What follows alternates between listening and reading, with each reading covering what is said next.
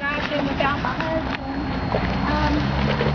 So the talk today will center on our lives right before his life ended.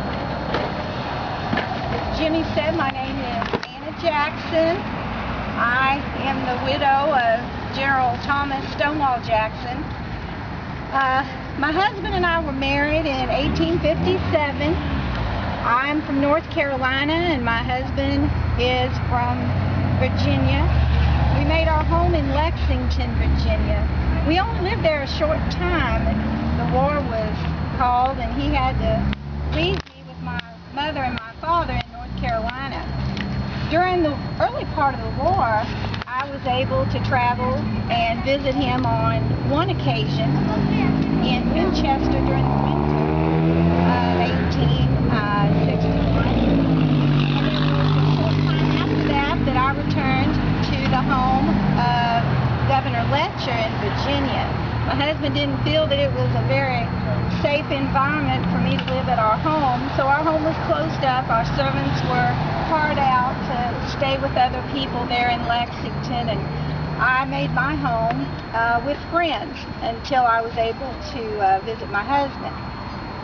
During the middle part of the war, and I felt like we were never going to see one another, we were called. I was able to go visit him during the winter, and it was at that time that we found out that our second child would be born. I had lost a daughter back right after we were married in 1858, little Mary Graham. Her name is on the monument if you want to look at that at a later time. General Jackson and I both wanted several children, but it wasn't possible for us to have a child so soon after little Mary Graham had passed on. And I think he feared, and I did as well, that we might not be able to have another child. So it was during his time that he was staying at the home of the Chandlers there at Moss Neck, that he became very fond of a daughter, little Janie Corbin.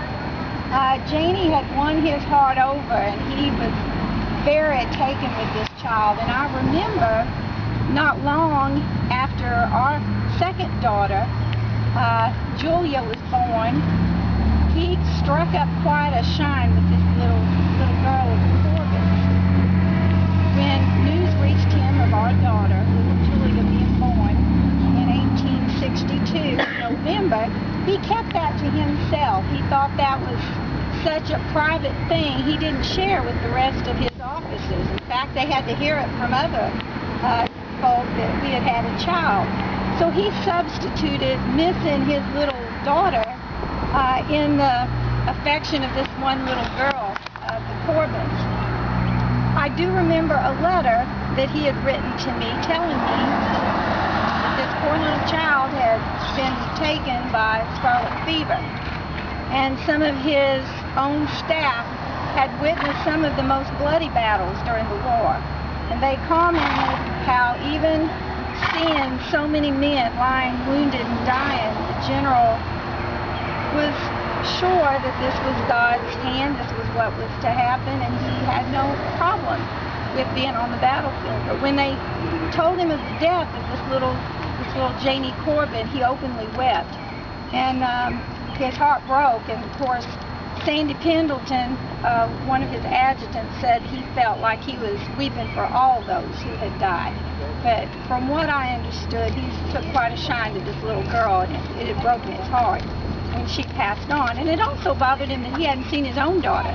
She was nearly 5 months old before he was able to see her. Well, he was staying at the Yarby plantation, and he sent word that there was a lull in fighting and it would be a good time for Julia and Aunt Hetty and I to leave Richmond and come visit him.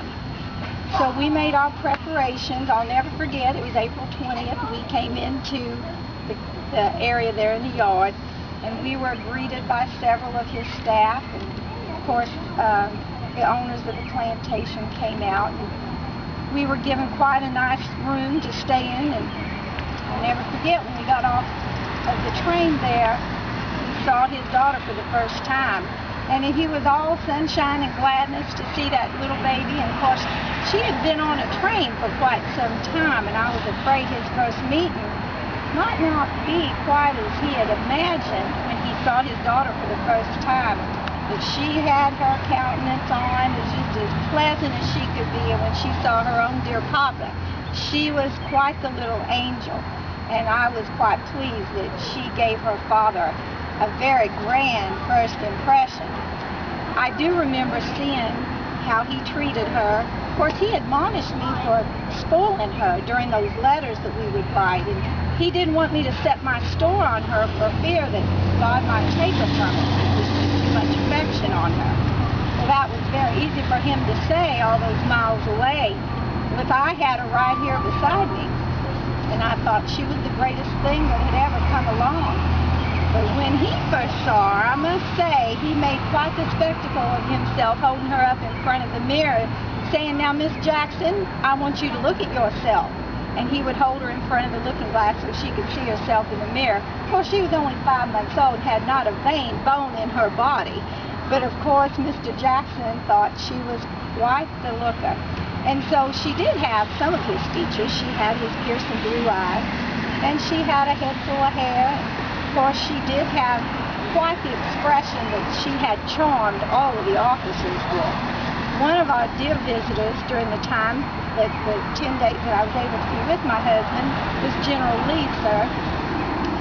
Some of the ladies in the Darby house thought that perhaps General Lee would be so kind as to be the child's godfather. We had not had her baptized yet. I was waiting for my husband to be able to see her, and it was during this time that General Jackson decided that he would like his pastor, Reverend Lacey, to baptize her. So General Lee and some of the other staff were there when our daughter was baptized. Now,